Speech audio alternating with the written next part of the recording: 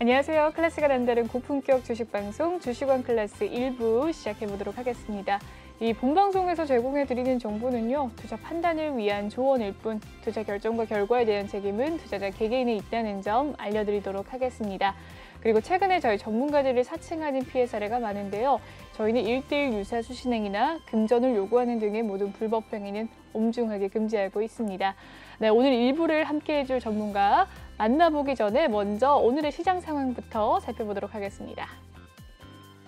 네, 오늘 코스피와 코스닥 모두 2% 넘게 하락을 하면서 이 4거래일 만에 2,700선이 코스피가 붕괴됐습니다. 오늘 코스피 2,651포인트 선까지 내려앉으면서 2.29% 하락 마감했는데요. 코스닥은 2.16% 하락을 하면서 881포인트 선까지 내려앉은 모습이었습니다. 수급 동향도 살펴보도록 하시죠. 오늘 코스피, 오늘 개인이 2조 원 넘게 물량을 담아내는 모습이었습니다. 반면에 기관과 외국인은 1조 원이 넘는 물량 덜어내는 모습이었고요. 기관도 1조 원 가까이 물량을 출회하는 모습 보였습니다. 코스닥은 어땠을까요? 네, 코스닥 역시 기관과 외국인의 매도 우위 속에서 개인이 홀로 1,856억 원 매수 우위 보였습니다. 외국인이 조금 더 매도를 하는 모습 보였네요. 이렇게 오늘 시장 상황, 마감 상황까지 살펴봤고요. 오늘 함께할 전문가 화면으로 먼저 살펴보시죠.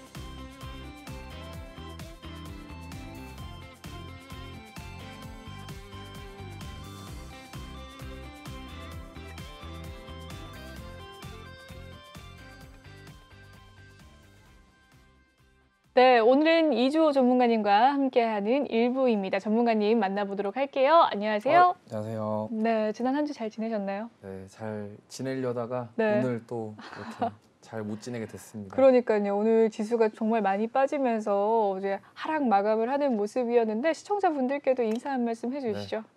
시청자분들 안녕하세요. 이주호 전문가입니다. 자, 최근에 계속 불확실성적인 부분들이 많이 발생하면서 변동성 상당히 심했는데요. 특히 오늘은 또 크게 하락하면서 시청자분들 많이 힘드셨을 거라 생각합니다.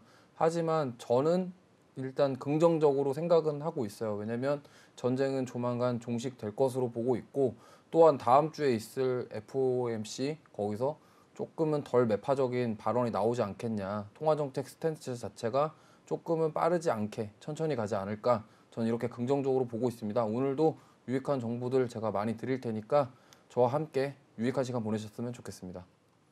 네, 좋습니다. 전문가님의 인사평 잘 들어봤고요. 전문가님과 함께하고 싶으시다면 노란톡방 입장해 주시면 매일매일 함께하실 수 있습니다. 아래 보이는 QR코드를 휴대폰 카메라로 찍어주시면 입장이 빠르게 가능하시고요. 이 노란톡 오픈 채팅 검색창에 주식왕 이주호라고 검색을 해주셔도 입장이 가능하십니다. 비밀번호가 없는 대신 방송 중에만 입장 가능하시다는 점 꼭 기억을 해주시고, 지금 바로 휴대폰 카메라를 켜셔서 아래 보이는 QR코드를 그냥 찍어주시면 입장이 바로 가능하십니다. 그럼 더 자세한 시황 상황은 다음 코너에서 이야기를 들어보도록 하겠습니다.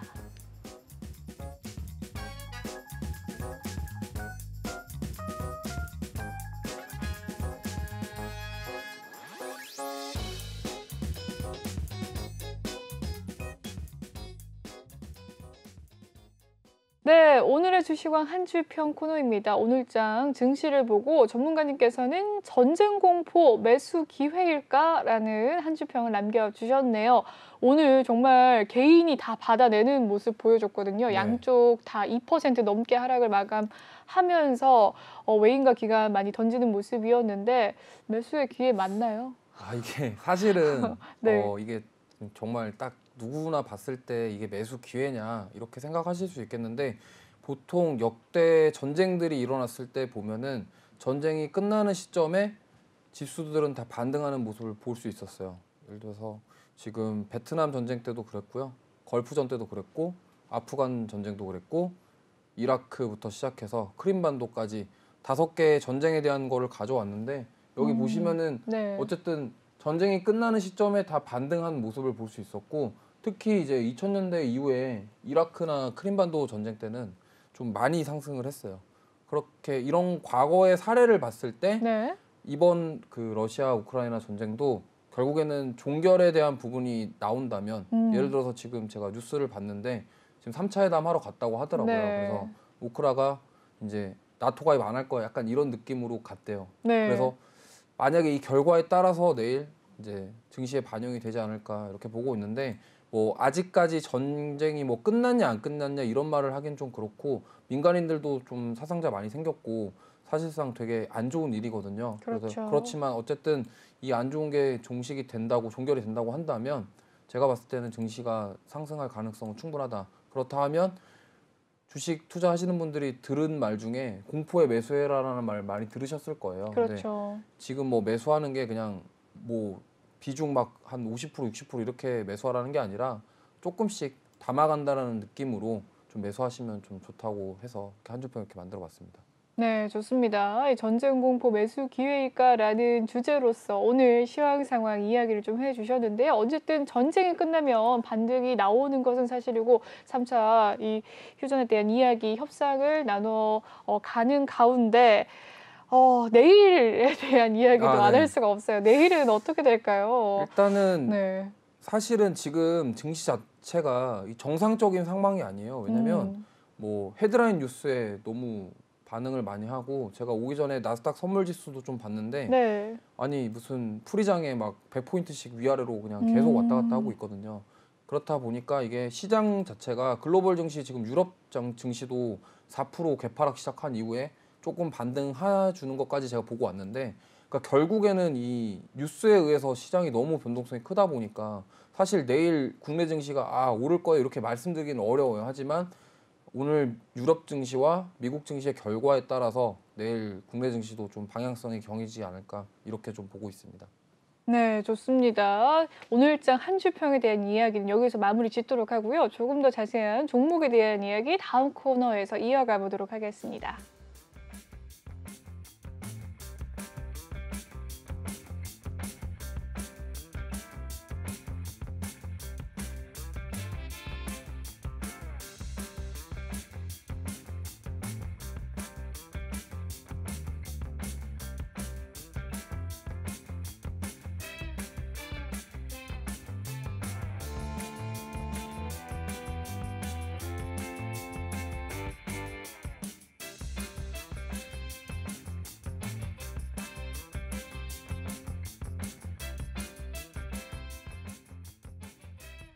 네, 계속해서 시황 상황 이야기를 좀 더 해보도록 하겠습니다. 전문가님께서 미처 다 이야기를 못 해주셨다고 하시니까 한번 들어보도록 할게요. 네. 어떤 내용이 있을까요? 일단은 네. 지금 제가 저번 주도 나와서 얘기를 했는데 네. 그 연준 통화 정책 있잖아요. 네. 이 부분이 저는 이제 뭐 파월 의장이 25bp 한다고 얘기했는데 지금 일단 제가 봤을 때는 덜 매파적으로 거의 가지 않을까 싶어요. 왜냐면 인플레이션 지표들이 좀 좋지 않게 나왔고 네. 이번 주 소비자 물가지수 CPI 지표 발표가 있는데 사실상 물가지수가 올라갈 것 같아요. 제 생각에는. 네. 왜냐면 지금 원자재 값이 너무 치솟고 어제 막 금 가격 오르고 지금 네. 오늘 뭐 곡물부터 원화도 시작해서 오르고, 지금 네. 천연가스도 또 오르고 있거든요. 맞습니다. 그래서 지금 이런 상황이라면 연준에서 쉽게 그 50bp 인상은 얘기는 못 꺼내지 않을까 이렇게 생각하고 있고 네. 사실상 그 파월 의장뿐만이 아니라 그 연준 위원들이 좀 약간 덜 매파적인 발언을 해서 결과가 좀 약간 좋게 나올 것 같아요. 그래서 이 부분에 대해서 좀 계속 주시를 해야 되고 특히 이번 주에 나올 지표들 좀 참고하셔서 좀 보시는 게 좋을 것 같고요. 그 다음에 여기 제가 또 네 가지 정리해봤는데 네. 수요일 날 대선이 있죠. 대선이 있고 그다음에 수요일 날 러시아 MSCI 지수 퇴출 예정입니다. 그래서 이 패시브 자금이 과연 얼마나 들어올지 좀 관건이고요. 네. 그다음에 3월 10일, 11일 EU 정상회의가 있어요. 여기서 이제 나토에 대한 건이 아마 여기서 최종 결정 나지 않을까 좀 이렇게 보고 있고요. 그다음에 아까 말씀드렸던 그런 소비자 물가지수 CPI 지표 발표가 이렇게 예정이 되어 있다 이렇게 보시면 되겠습니다. 그다음에 러시아 MSCI 지수 퇴출권에 대해서 잠깐 말씀을 드리면 이 자금 자체가 그 MSCI가 그 모건 스탠리 관련 그 지수인데 신흥국 지수랑 이제 선진국 지수가 따로 있어요. 근데 네. 러시아랑 우리나라는 이제 신흥국 지수에 포함되거든요. 근데 이제 러시아 비중이 거기에 3.5% 정도. 그리고 만약에 여기서 퇴출이 된다고 하면 여기에 있는 자금이 1조 원 정도는 유입되지 않을까 이렇게 예상을 하고 있어요. 그래서 이 부분은 좀 긍정적으로 보고 있는데 아무래도 저번 주에 나왔던 얘기고 근데 사실상 전쟁에 대한 위협이 계속 악화되다 보니까 이 부분에 대해서 오늘 반영은 되지 않았다 시장에 이렇게 좀 볼 수 있겠고요. 그렇군요. 네, 그래서 이번 주 좀 지켜봐야 할 섹터가 뭐냐 그 부분을 좀 말씀을 드리면 네. 일단 우크라이나 이 전쟁 리스크 장기화가 되고 있는 상황에서 네. 에너지 관련주 다시 한번 또 재조명 받을 수 있고요.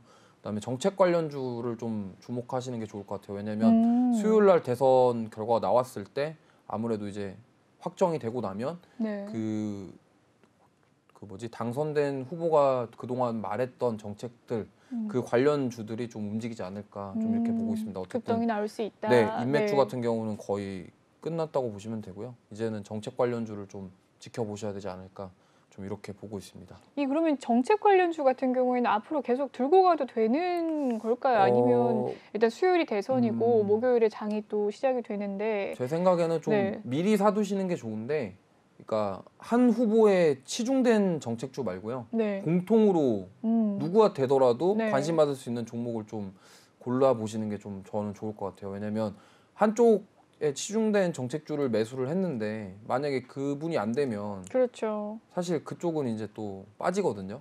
이제 그런 부분 때문에 아예 차라리 그러면 둘 다 누구나 돼도 상관없는 그런 정책 관련주들을 좀 가져가 보시는 게 좀 좋겠다. 이렇게 좀 보고 있습니다.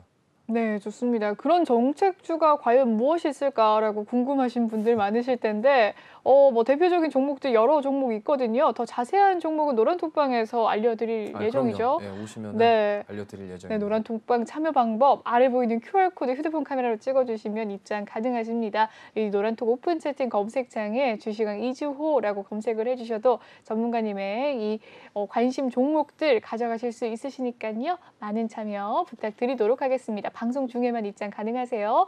그럼 계속해서 또 시황 상황 이야기를 해보죠. 이번 주에 대선이 있었고요. 또 어떤 증시 일정이 있죠? 대선 있고 이제 아까 뭐 EU 정상회의랑 네. 아까 말씀드렸고 네. 마지막 시황 마지막으로 이제 대통령 선거 관련해서 말씀을 드리면 네. 우선은 인맥 관련주는 좀 피하시는 게 좋겠다. 네. 그리고 아까도 말씀드렸지만 그 후보들의 공통된 정책 관련주. 네. 그리고 사실은 그 이번 대선의 약간 핵심은 윤 후보와 안 후보의 단일화 이 부분이에요. 그래서 그 두 후보의 공통된 부분.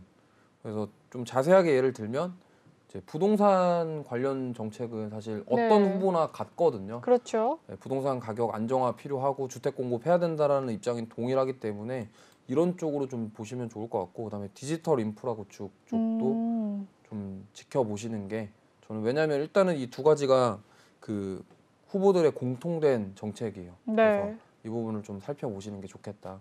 그래서 대선 우리가 증시가 쉬잖아요. 네. 그 전에 이제 오늘은 지나갔고 내일 좀 잘 살피셔서 좀 소량으로 매수를 해보시면은 좀 좋은 결과가 있을 수도 있지 않을까 이렇게 보고 있습니다.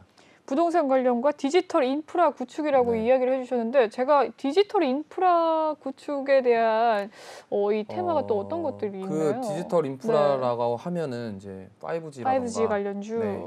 그다음에 이제 뭐 로봇이라던가 네. 기타 4차 산업들 있잖아요. 그 AI, 부분들 AI, AI나 인공지능, 이쪽 로봇 테마. 뭐 이런 쪽 네. 그런 쪽이 이제 디지털 인프라 구축을 한다는 게 결국에는 우리가 그 메타버스부터 시작해서 가상 세계 네. 그리고 앞으로 이제 미래 먹거리 산업이 될 만한 것들 이제 그런 쪽이라고 보시면 돼요. 뭐 드론도 있을 수 있겠고요. 네. 이쪽이 되게 많아요. 많은데 아직 사실은 이게 뭐 이쪽에 대한 기대감은 많이 있었고 그 관련된 섹터들이 좀 급등락하는 모습을 보였는데 네. 결국에는 여기에 관련된 종목들이 숫자로 보여주지 못했거든요. 그렇죠. 왜냐하면 기대감이랑 이런 사업성에 대한 부분이 그래 그러면 돈을 벌 것 같아는 있었는데 사실상 숫자를 찍어내지를 못했기 때문에 그렇다 하면 만약에 정책 관련주에 엮인다고 한다면 그 숫자가 나오지 않더라도 그러면 정책에 엮여서 갈 수 있다. 네. 왜냐하면 문재인 대통령이 됐을 때 대북주가 갔던 것처럼 약간 그런 느낌이라고 보시면 될 것 같습니다. 그렇군요. 네, 좋습니다. 이 부동산 관련과 또 이 디지털 인프라 구축으로 해서 차세대 미래 먹거리 산업 관련주에 좀 주목을 하는 것이 좋다라는 이야기 남겨주셨습니다. 전문가님 또 이야기하실 거 있으실까요? 시황은 이제 끝났습니다. 여기서 끝나셨을까요? 네, 시황 상황은 여기에서 마무리 짓도록 하고요. 조금 더 자세한 이야기 종목 클래스 코너에서 더 나눠보도록 하겠습니다.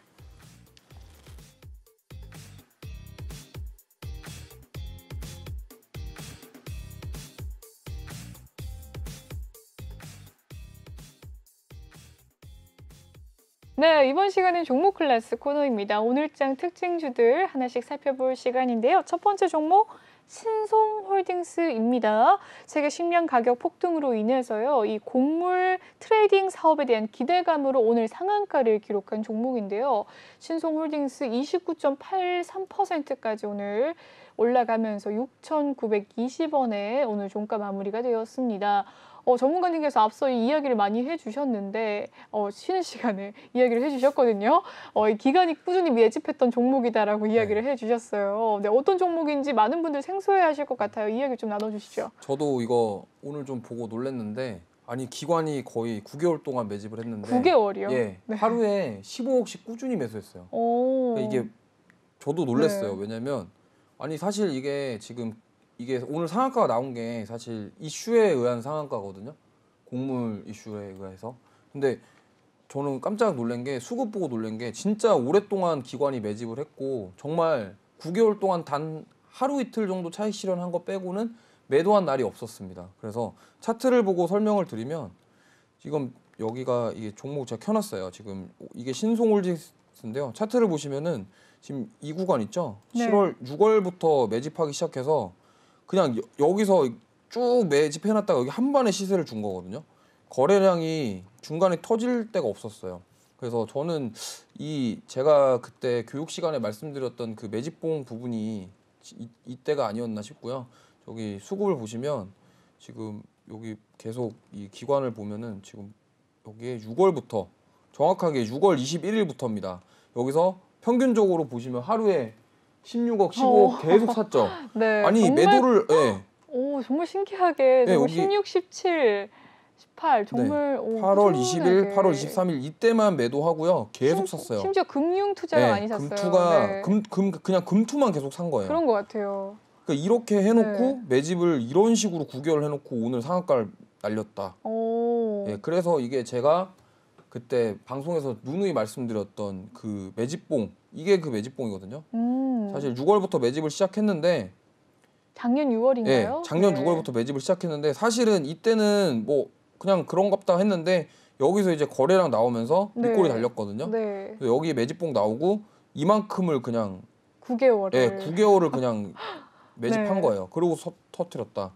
이렇게 보시면 되겠습니다. 그래서 제가 말씀드리고 싶은 거는 이제 뭐 사실 이런 거는 개인 투자자분들이 미리 알고 매수할 수가 없어요. 그렇네요. 저렇게 기관의 그런 움직임, 수급을 보고 따라가고 싶다 하시는 분들은 이제 노란톡방 오셔가지고 저와 함께 저희 이런 종목들 좀 많이 갖고 있거든요. 그렇군요. 기관이 매집하고 있는 종목들 같이 좀 가시면 될 것 같습니다. 네. 그래서 신송홀딩스는 사실은 이슈에 의해서 급등한 종목이기 때문에 뭐 내일 단기적으로 좀 차익 실현 매물 나올 수도 있고요. 뭐 곡물 이슈가 계속 된다면은 추가 상승 여력도 있다고 봅니다. 왜냐면 그 금투에서 아직 다 매도를 안 했어요. 샀던 물량을.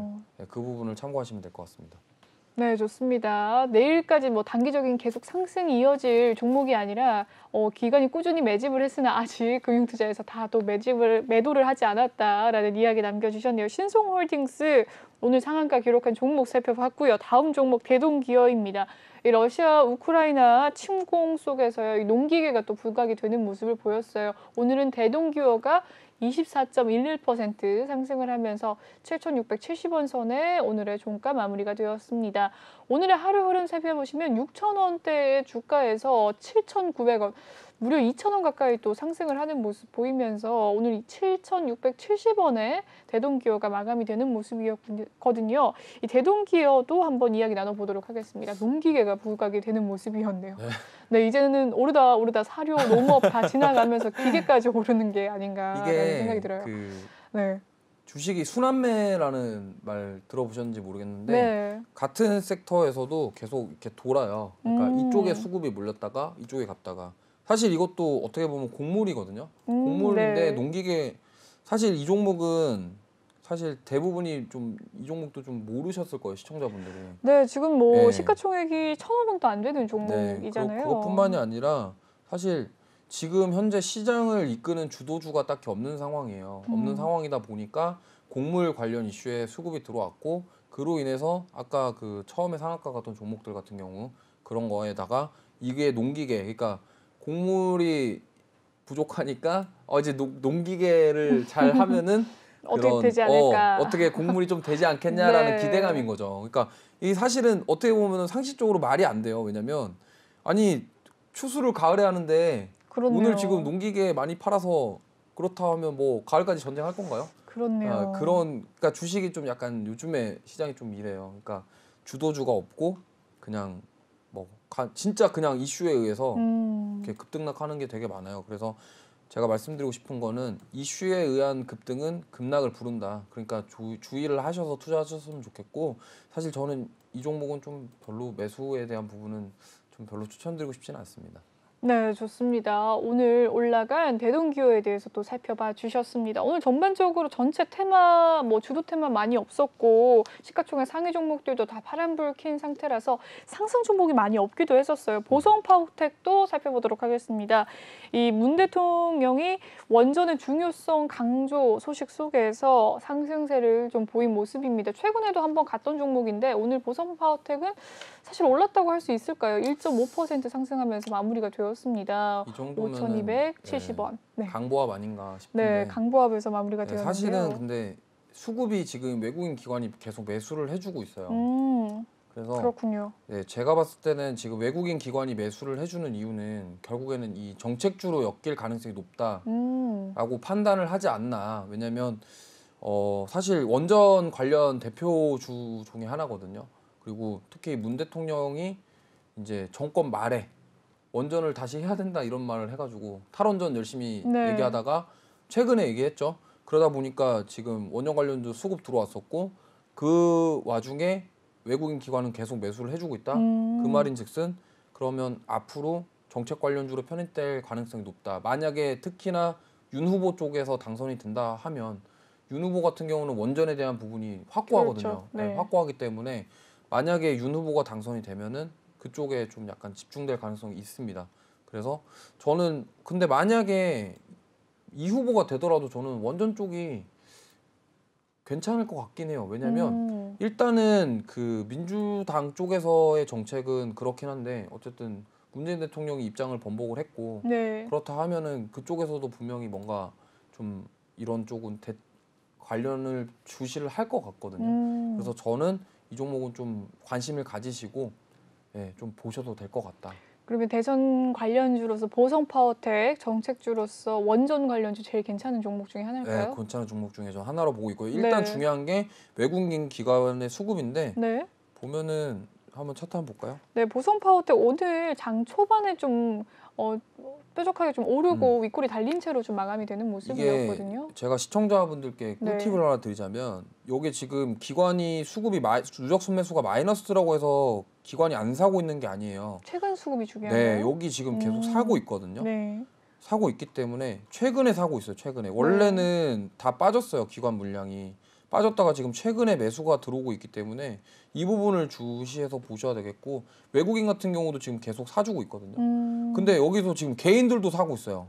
셋 다 사고 있는 형국이군요. 이게 약간 그래서 여기 지금 시세가 완전 갭상승해가지고 좀 많이 나오긴 했는데 이런 수급 들어오는 종목들은 좀 보시는 게 맞다. 관심을 가지고 그렇다고 이걸 가지고 뭐 막 비중을 많이 실어서 사기보다는 조금만 조금만 사시는 게 왜냐하면 또 이런 게 만약에 누가 이제 대통령 당선되신 분이 갑자기 또 하루아침에 원전 안 해 이러면 또 빠지거든요. 그렇죠. 그 부분을 고려했을 때 매수 관점으로 접근하시는 건 좋은데 소량 조금씩 한번 담아보셔라. 이렇게 좀 말씀드리고 싶습니다. 네, 좋습니다. 보성 파워텍에 대한 이야기 잘 살펴봤고요. 외국인과 기관이 또 매집을 하는 종목 중에 하나다. 또 최근에 들어왔다라는 이야기 남겨주셨습니다. 다음 종목은 큐로홀딩스입니다. 역시나 우크라이나 사태에 따른 유가 상승 영향 속에서 오늘 큐로홀딩스가 5.54% 상승을 하는 흐름 보여줬네요. 오늘의 하루 흐름 한번 살펴보도록 하죠.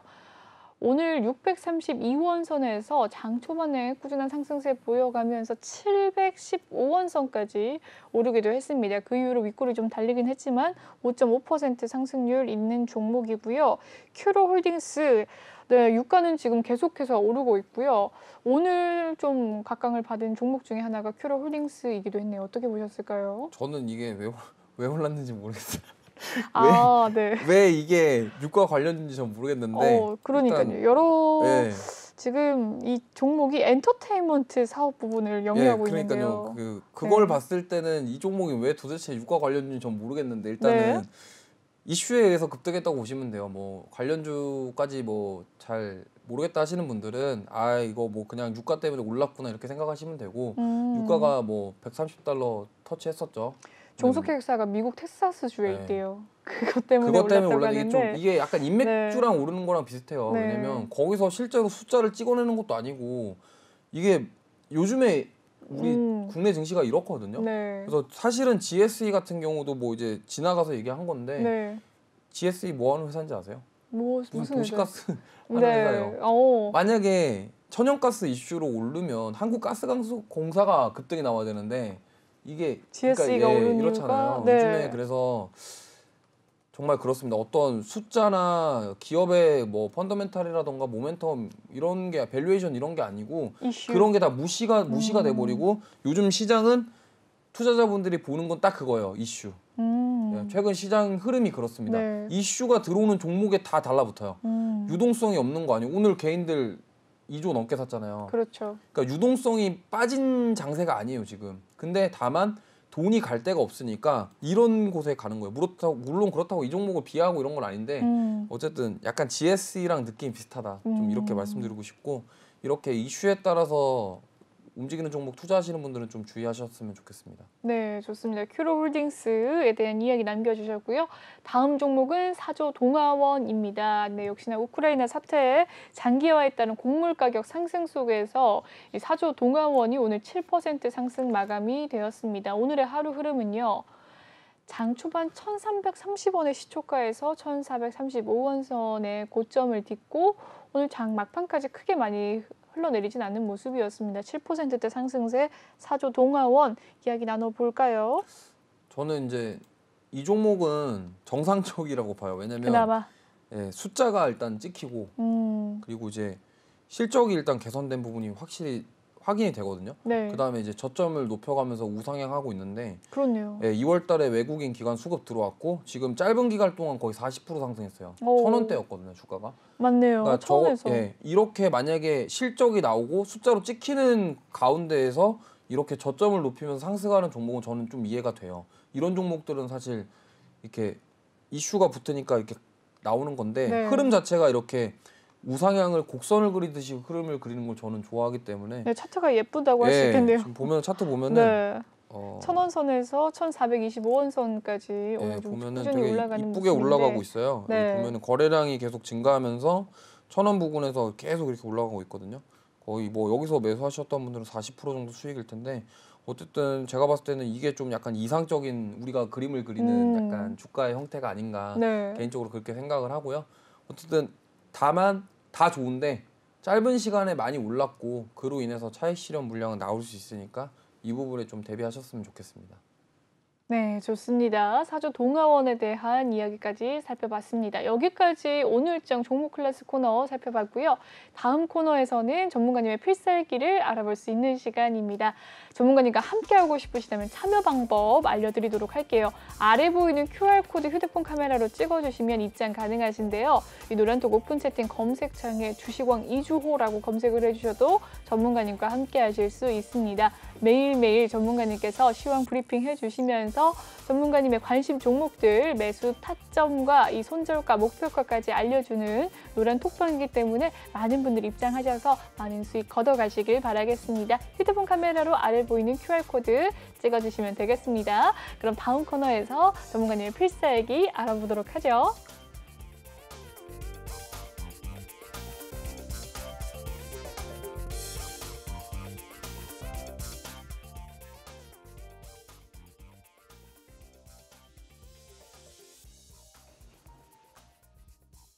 네, 이번 시간은 주식왕 필살기 코너입니다. 전문가님의 강의를 들어볼 수 있는 시간인데요. 전문가님 오늘 어떤 거 준비하셨나요? 네. 아까 그 한줄평에서 얘기했던 것처럼 공포의 매수 기회인가 이제 그 내용인데요. 네. 저는 지금 반도체가 저가 매수 기회인가 좀 이렇게 생각을 해보고 시나리오를 좀 짜봤어요. 왜냐면 네. 너무 많이 빠졌고 많이 빠졌죠. 예, 많이 빠졌고 특히 이제 인플레이션 우려 그리고 금리 인상에 대한 부분 때문에 기술주들 빠지면서 많이 빠졌거든요. 네. 근데 오히려 저는 좀 약간 역발상으로 우크라 이슈가 미국 통화 정책의 변수로 작용을 해서 만약에 덜 매파적일 가능성이 된다고 하면 지금 이 공포가 저가 매수 기회가 아닐까 약간 저는 이렇게 생각을 해봤어요.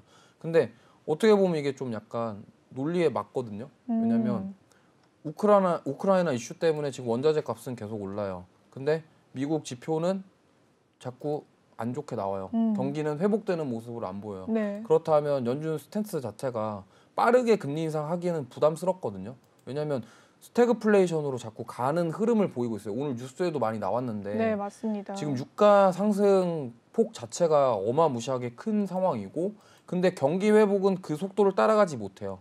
근데 만약에 여기서 금리 인상을 한다? 그럼 스태그플레이션 가겠다는 소리거든요. 근데 연준에서 그거를 모르지는 않을 것 같아요. 그렇기 때문에 저는 오히려 좀 반대로 생각하면 반도체가 지금 저가 매수 기회가 아닌가. 오늘 삼성전자가 7만 원을 살짝 이탈했었던 모습도 보였고 하이닉스도 12만 원에서 언저리 왔다 갔다 하는 모습 보였는데 그렇다 하면 반도체가 저가 매수 기회가 아닌가 좀 이렇게 생각을 해봤고 결국에는 이렇습니다. 제가 지금 2월 3월 동안 이렇게 57%, 58% 정도 수익을 냈는데 결국에는 제가 추구하는 매매 자체가 약간 기다리는 매매, 어떤 이슈에 의해서 뭐 급등락하는 종목 매수해갖고 따라가는 매매가 아니라 좀 이런 시나리오와 어떤 예상을 통해서 미리 매수하고 수익 내는 좀 그런 타입이기 때문에 저와 함께 하시고 싶으신 분들은 이때 좀 노란톡방 오셔서 기회를 잡아오셨으면 좋겠고 하락장이기 때문에 솔직히 쉽지 않아요. 네. 쉽지 않고 개인 투자자분들뿐만이 아니라 시청자분들도 쉽지 않으실 텐데 어쨌든 이런 기회에 한번 오셔가지고 네. 미리 좀 매수하고 수익 내는 법을 배워 가셨으면 좋겠어요. 네. 그래서 이제 하나씩 말씀을 드리면 좋습니다. 이제 제가 지금 보유하고 있는 종목 얘기할 거예요. 그래서 이 종목은 ISC인데 이건 제가 첫 방송에서 나와서 얘기했던 네, 종목이고 기억이 납니다. 네, 후공정 소켓 관련주라고 해서 제가 설명을 드렸었습니다.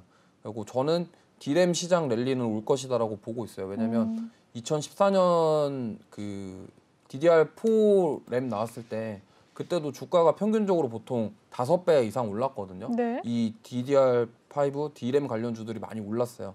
오늘 같은 경우도 지금 급락을 했고 근데 오늘 122평선 터치하면서 조금 밑꼬리 달고 반등해주는 모습 보여줬는데 저는 지금 현재 이거 매수 좀 기회라고 생각을 하고 있고 네. 이미 지금 노란톡방 계신 분들은 매수를 하셨고 네. 근데 지금 새로 들어오신 분은 더 싸게 매수할 수 있는 기회 잡는 거거든요. 그렇네요. 제가 노란톡방 들어오신 분들한테 타점 제시해 드릴 테니 이 종목은 정말 저는 좋다. 이렇게 당당하게 자신감 있게 공개할 수 있을 만한 종목이거든요. 그렇기 때문에 그렇군요. 한번 오셔서 좀 같이 해보셨으면 좋겠고 간단하게 말씀드리면 지금 이 종목 같은 경우는 기관의 신규 매수세가 들어오고 있어요. 들어오고 있고 실적인 측면에서 너무 좋아요. 네. 그다음에 단기 순이익도 전년 대비 이제 6배 증가했고 일단은 재무제표 자체가 너무 좋고 또 하이닉스에서 이제 본격적으로 DDR5 램을 생산하고 그다음에 인텔이랑 AMD CPU DDR5를 지원하는 CPU가 보급이 된다면 교체 수요에 대한 부분 충분히 있기 때문에 저는 이 2022년도에는 이쪽 섹터가 한번 사고 한번 쳐주지 않을까 이렇게 보고 있습니다. 그렇군요. 그래서 많은 분들이 함께 오셔가지고 저와 이 종목에 대해서 얘기도 하고 같이 좀 뭐 교육도 하고 수익도 내고 이렇게 좀 해봤으면 좋겠습니다. 그 다음에 두 번째는 역시 후공정인데요. 후공정인데 여기는 부품 관련주예요. 소켓 같은 경우는 그 D램, 그러니까 쉽게 설명드리면 PC에 들어가는 그 16기가 램, 32기가 램을 SK 하이닉스에서 만들어내면 그게 불량이냐 아니냐를 테스트하는 걷다 끼워가지고 검증을 하는 게 소켓이고요. 이거 같은 경우는 이제 후공정에 들어가는 부품이에요, 부품.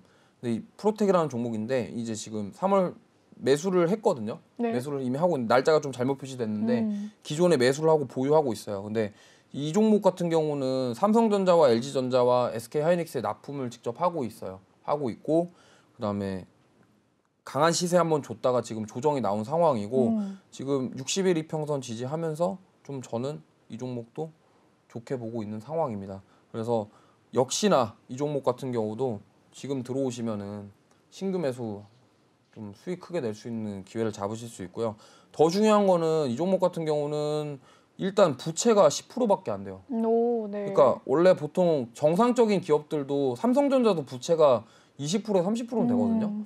근데 이 종목은 부채가 10%밖에 안 된다는 거는 그 펀더멘탈적인 측면이 거의 뭐 철갑 수준이에요. 오, 네. 단단합니다. 그냥 네. 돈을 안 빌려도 된다. 그렇네요. 예, 이게 엄청 자신 있다는 거거든요. 이 기업에서는. 그렇기 때문에 그런 와중에 영업이익이랑 당기순이익도 4배 괜찮은 좋습니다. 실적에 대한 부분은 둘 다 좋아요. 둘 다 좋고 결국에는 이 부분인데 중요한 것은 결국에는 그럼 반도체 랠리가 언제 와? 네, 언제 와 이건데 저는 이제 얼마 남지 않았다라고 생각을 하고 그 연준에서 긴축 스탠스가 정해지면은 그때 증시가 반등하면서 살아날 것이다.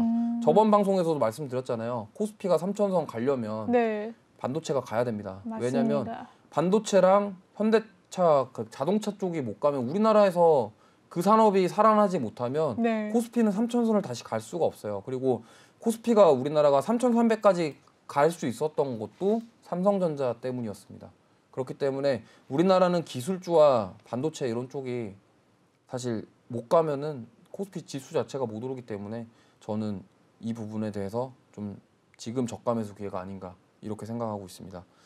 그렇군요. 반도체 가야 된다라는 이야기 속에서 전문가님 말씀대로 오늘 정말 삼성전자가 7만 원 선이 좀 무너지는 모습을 보였거든요. 작년 한 해도 한번 좀 무너진 적이 있었고 그렇죠. 오늘도 좀 무너져서 이제 조금 면역이 생겼는지 많은 분들이 그렇게 놀라시지도 않은 것 같은 느낌이 드는데 반도체 삼성전자도 가야 지수가 오를 텐데요. 한번 삼성전자 지수도 좀 살펴봐 주실 수 있으실까요? 삼성전자 차트 한번 볼까요? 네. 일단은 사실 제가 이 삼성전자에 못 가는 이유가 좀 궁금하신 분들이 많을 텐데 네. 이게 못 가는 이유가 회사가 안 좋아서 못 가는 게 아니에요. 그러니까요. 그러니까 이게 지금 어떻게 보면은 그 외국인들이 찍어 누르고 있다 이렇게 보시면 되고 사실은 삼성전자 같은 경우는 우리 그 코스피 선물 지수에 막대한 영향을 주고 있어요. 그 코스피 200 지수 우리 국내 선물 지수에 많이 포함이 되거든요. 근데 그 부분 외국인이 찍어 누른다. 이 부분이 뭐냐면 지금 보시면 기관이랑 외국인 뭐 그냥 뭐 조금 사는 듯 하는데 그냥 막 왕창 팔아버려요. 계속 팔고 있거든요. 네. 사실은 보유했던 물량을 다 빼고 이미 지금 계속 팔고 있는 상황이에요. 왜 그런 걸까요? 외국인들이 지금 보시면 네. 그 원달러 환율에 대해서 간단하게 말씀을 드리면 원달러 환율이 1200달러가 넘으면 사실은 이게 신규 자금이 안 들어와요. 왜냐면 솔직히 생각을 해보시면 외국인 입장에서는 달러가 강세인데 어디에 투자하겠어요?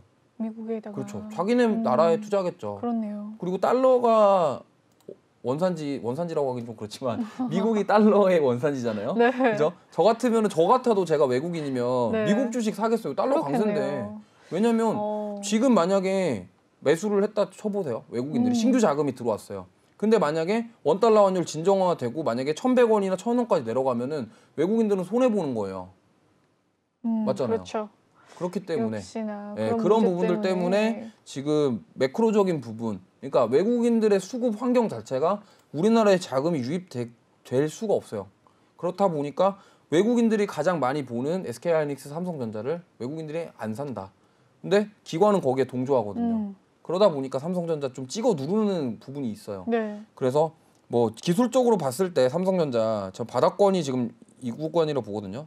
67,000원 부근, 69,000원. 네. 69,000원 부근 바닥권이라 보고 있는데 이거 버텨주면은 반등할 여지는 반등할 있다. 수 있다. 네. 그리고 사실은 코스피가 살아나려면 어쨌든 삼성전자, 하이닉스 같이 살아나야 되기 때문에 그 부분에 대해서 뭐 8만 원에 물려 계신 분도 계실 거고 뭐 옛날에 9만 원대에 사신 분들도 계실 거예요. 근데 네. 너무 낙담하지 마시고 물론 이제 삼성전자 투자하시는 분들은 보통은 중장기가 아니죠. 거의 뭐 1년, 2년 배당금부터 시작해서 길게 자식한테 물려준다 약간 이런 마인드로 투자하시는 분들 많을 건데 이제 뭐 너무 낙심하지 마시고 좀 약간 뭐 나는 그래도 삼성전자에 너무 비중이 높은데 좀 비중 살짝 빼가지고 좀 짧게 뭐 수익 내볼까 하시는 분들은 노란톡방 오셔가지고 네, 저와 같이 하시면 제가 뭐 이런 삼성전자 같은 거 물어보시면 분석도 해드리고 할 테니까 한번 같이 오셔서 해보셨으면 좋겠습니다. 네, 좋습니다. 종목에 대한 고민 있으신 분들도 노란톡방 입장을 해주시면 전문가님께서 종목 상담까지 도와드린다고 하니까요. 아래 보이는 QR코드 휴대폰 카메라로 찍어주시면 되겠습니다. 계속해서 반도체 이야기를 하다가 삼성전자 넘어왔어요. SK 하이닉스도 오늘 12만 원 선이 무너지면서 1만 5천 원 선? 네, 이렇게 좀 마감을 지었거든요. 최근 들어서 SK 하이닉스는 그래도 조금 상승세가 있었는데 네, 오늘 좀 저지를 받는 느낌이 들었어요. 어떻게 보셨을까요? 이 외국인들이 좀 결국에는 눌렀다고 보시면 될 것 같아요. 오늘 원달러 환율이 너무 많이 올라가서 환율 자체가 너무 올랐다. 그러면 이 와중에 좀 금을 사야 되는 부분에 대해서는 어떻게 생각하세요? 너무 많이 또 오르지 않았나. 이게 그래서 주식이 너무 어려워요. 그리고 또 이렇게 그런 곡물이라던가 이런 거 만약에 선물하시는 분들 같은 경우는 정말 조심해야 된다. 왜냐면 뭐 가스나 이런 거 하루아침에 그냥 급락이 언제 나올지 몰라요. 솔직히 말씀드리면. 그러니까요. 네, 이만큼 또 그 오를 줄도 몰랐잖아요. 그럼요. 네. 그렇기 때문에 그런 부분들이 너무 많다 보니까 특히나 요즘에는 그런 변수들이 너무 많기 때문에 항상 그런 부분 투자에 유의하셔야 되고 제가 히든 종목 2개 가져왔는데 네. 시간이 별로 없거든요. 지금 벌써 얘기해 볼까요? 네. 바로 들어가 볼게요. 빠르게. 네, 첫 번째 히든 종목인데요. 이렇게 차트는 이렇게 생겼고 일단은 OLED, LCD 반도체 소재 부품 관련주입니다. 그렇군요. 오늘도 저는 히든 종목 반도체를 들고 왔어요. 물론 뭐 많은 분들이 뭐 이제 뭐를 봐야 된다, 뭐 이렇게 수급 이슈 있는 거 봐야 된다 하는데 저는 꿋꿋합니다. 이럴 때일수록 저가 매수 기회 잡아야 딴 거 된다. 사자. 예, 남들이 안 보는 거 사자. 네. 지금 반도체 안 보거든요. 안 보죠. 안 봐요. 왜냐면 안 오르니까. 안 오르니까. 근데 네. 주식은 이래요. 원래 남들 안 살 때 사야 돼요. 네, 그래야지 이제 오를 때 뉴스 나왔을 때 그때 팔아야 되거든요. 그게 저는 FM 주식이라고 생각하고 그런 주식을 하시고 싶은 분들은 노란톡방 오시면 되고요. 일단 OLED 관련주. 네, OLED 관련주고 여기가 글로벌 반도체 1위인 AMAT. AMAT. 반도체 1위가 AMAT. 이게 이군요. 제가 종목명을 까먹었어요. 아. 머터리얼즈인데 네. 앞에 걸 까먹었어요. 아, 노란톡방 오시면 그렇군요. 설명드릴게요. 제가 앞에 걸 네네네네. 갑자기 까먹어가지고. 좋습니다. 네, 그다음에 세 번째. 이제 중요한 거는 삼성 디스플레이랑 LG 디스플레이에 직접 납품하고 있어요. 네. 1차 벤더입니다. 네. 그리고 반도체 장비 국산화 효과를 기대하고 있고요. 그렇군요. 여기가 IP가 되게 좋아요. 그래서 삼성이 기술을 약간 탐내는데 저는 그래서 여기를 인수한 데가 삼성은 아니고요. 네. 삼성가에 속한 그룹이에요. 삼성가에 속한 그룹. 너무 많죠. 네. 히든 종목이니까. 그렇군요. 네, 삼성가에 속한 그룹이 인수를 했는데 삼성가에 제 속한 개인적인 사견으로는 삼성에서 직접 지분 투자를 할 정도의 IP를 가지고 있어요. 그만큼 기술력을 가지고 있고 네. 미국의 이런 큰 기업에다가 납품을 한다, 1차 벤더로 납품한다는 건 엄청 기술력이 뛰어나다는 거거든요. 그렇군요. 그 부분이 있는데 삼성에서 지분 투자를 안 한 이유는 굳이 자기네들이 지분 투자하기보다는 삼성가 쪽에다가 얘기를 했겠죠. 야, 이거 우리 저기 니네 인수해갖고 우리 같이 기술 좀 어떻게 하자. 약간 이런 느낌이었던 것 같아요. 그게 작년이었군요. 네, 작년 말에 그 이쪽 삼성이 아닙니다. 삼성가. 삼성가에서 네. 모기업이 인수를 했어요. 어허. 그래서 모기업이 인수를 한 OLED 관련주. 차트적으로 괜찮고요. 거래량이 만약에 지금 조금씩 살아나고 있는데 이거 만약에 거래량 나오면 시세 나올 가능성이 높다 이렇게 보시면 되겠고요. 두 번째 종목은 원전 관련주입니다. 네. 네, 원전 관련주고요. 이거는 뭐 이 종목은 그냥 힌트 좀만 주면 다 아는 종목이에요. 그래서 원전도 있고요. 네. 친환경 관련도 있어요. 그렇군요. 친환경 관련도 있고 대선 정책의 수혜를 받을 가능성이 높다. 왜냐하면 아까 제가 말씀드렸죠. 네. 원전 성격도 있고 친환경 성격도 있다 하면은 이 후보가 되든 윤 후보가 되든 관련이 없이 네. 수혜를 받을 수 있다. 그렇겠네요. 그렇죠. 네. 맞잖아요. 네. 그렇기 때문에 이 부분은 진짜 좀 저는 보셨으면 좋겠고 노란톡박에는 이미 매수 신호 나갔어요. 어허. 나갔고 들어오시면은 제가 타점 잡아 드릴 거예요. 그래서 노란톡방 들어오셔서 같이 저와 함께 이거 딱 대선 끝나고 웃을 수 있게 이렇게 됐으면 좋겠고 네. 최근에 이제 거래량 나오면서 강한 상승 나오고 있는 게 그 문재인 대통령이 원전 얘기하면서 지금 네. 이것도 강한 시세를 주고 있고 이 종목이 2021년도에 진짜 강하게 시세가 나왔었어요. 그리고 뭐 자회사 매각부터 시작해서 막 우여곡절 되게 많았던 종목이거든요. 유상증자하고 막 우상증자하고 난리가 났던 종목이에요, 사실. 그렇군요. 네, 근데 이거 누구나 들으면 알 수 있는 종목인데 저 같은 경우는 이 종목이 되게 좀 유명하다고 보고 있습니다. 그래서 네, 이렇게 얘기하니까 조금 윤곽이 좀 보이는데 첫 번째 종목은 전혀 뭔지 모르겠거든요. 이거는 네. 네, 진짜 모르실 거예요. 왜냐면 사실은 저는 2번 종목은 지금 아실 분은 계실 것 같은데 1번 네. 종목 같은 경우는 정말 모르는 종목이에요. 이거는 왜냐면 거래량도 그렇게 많은 종목이 아니었고 시장에 관심을 받기보다는 약간 기술력이 좋다. 네, 이거 정말 기술력이 좋고 일단 중요한 게 OLED 회사인데 LG랑 삼성 디스플레이 우리나라 탑 기업에 1차 벤더로 납품하고 있다.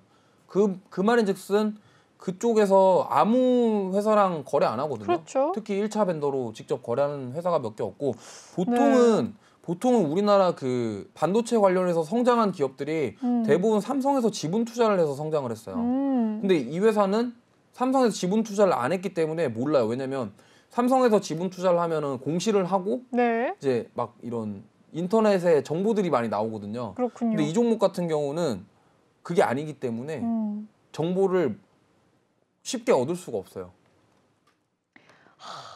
좀 알고 싶은데 네, 어떻게 그래서 하면 알 수 있을까요? 궁금하신 분들은 너무 많은 이제, 종목이 네. 사실 있기 때문에 OLED 그럼요. 반도체 관련주 소부장 라인일 것 같고 네. 이 삼성가에서 인수를 했다는데 그 삼성가는 어디죠? 그거는 힌트를 드리면 알려줄 수 있잖아요. 한솔입니다. 한솔에서 네, 한솔이 네. 93년도에 분류됐거든요. 한솔그룹. 네. 어떻게 보면 그 한솔그룹에서 이재용 부회장님 그쵸 시초 큰아버지 뻘 되시는 분이에요. 여기 회장이. 네.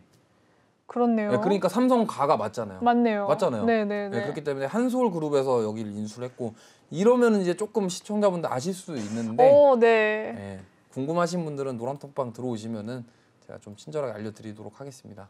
그렇군요. 조금 더 자세하게 궁금하시다 그리고 매수 타점 알고 싶으시다 하시는 분들 지금 방금 전에 OLED 관련주 하나 그리고 원전과 친환경 세터로 묶이는 종목 하나 이렇게 두 종목 히든 종목으로 전문가님 알려주셨습니다. 정답은 알려주시지 않으셨으니까요. 이 노란톡방에 들어오셔서 정답 받아가시고 매수 가격 그리고 이 목표 가격까지 다 받아가시길 바라겠습니다. 아래 보이는 QR코드 휴대폰 카메라로 찍어주셔야 입장이 가능하시고요. 비밀번호가 없는 대신 지금 들어오셔야 입장 바로 가능하시다는 점 꼭 기억을 해주시길 바라겠습니다. 방송 중에만 입장 가능하시고요. 이제 방송 곧 끝나는데 끝나면 들어올 수 없습니다. 아래 보이는 QR코드 휴대폰 카메라 찍어주시고 노란톡 오픈 채팅 검색창에 주시광 이주호라고 검색을 해주시면 입장 가능하십니다. 그럼 여기까지 이 두 종목 알아봤고요. 종목에 대한 정답 알고 싶으신 분들 노란톡방 꼭 들어와 주시길 바라겠습니다. 그럼 전문가님 보내드리도록 할게요. 네, 1부를 함께 해주셨지만 네. 3부에서도 함께 해주신다고요? 네, 오늘은 특별하게 네. 3부에서 또 한 번 더 만나 뵐 거고요. 다른 전문가님과 함께 오늘 재밌는 시간 만들 거니까 이따가도 와서 시청해 주시면 감사하겠습니다. 네, 좋습니다. 혹시 전문가님께 궁금하신 점 있으시다면 노란톡방에서 남겨주시면 전문가님과 함께 네. 또 전문가님께서 고민 상담 도와드릴 예정이니까요. 많은 종목에 대한 고민이나 고민들 남겨주시길 바라겠습니다. 전문가님 보내드리도록 할게요. 3부 때 뵙겠습니다. 네, 이따 뵙겠습니다. 네, 이따 뵙겠습니다. 네, 본방송에서 제공해드리는 정보는요. 투자 판단을 위한 조언일 뿐 투자 결정과 결과에 대한 책임은 투자자 개개인에 있다는 점 알려드리도록 하겠습니다. 그리고 최근에 저희 전문가들 사칭하는 분들이 많으신데요. 저희는 1:1 유사 수신행위나 금전을 요구하는 등의 모든 불법행위 엄중하게 금지하고 있습니다. 1부 소식은 여기까지고요. 잠시 후 2부에서도 생방송을 함께하도록 하겠습니다. 시청해주신 여러분 고맙습니다.